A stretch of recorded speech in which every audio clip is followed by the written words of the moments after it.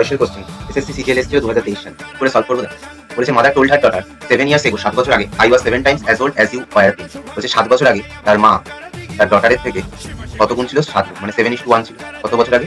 7 years আগে। কত বছর আগে? 7 ইয়ার্স আগে। অলসো 3 ইয়ার্স ফ্রম নাও, এটা হচ্ছে নাও, এখন থেকে 3 বছর পরে, I shall be 3 times as old as you will. 3 বছর পরে 3 গুণ হয়েছে ডটারের। ওকে, আমাদের 7 বছর আগে বলুক কিংবা 3 বছর পরে বলুক, সবসময় দুজনের বয়সের ডিফারেন্স সবসময় সেম।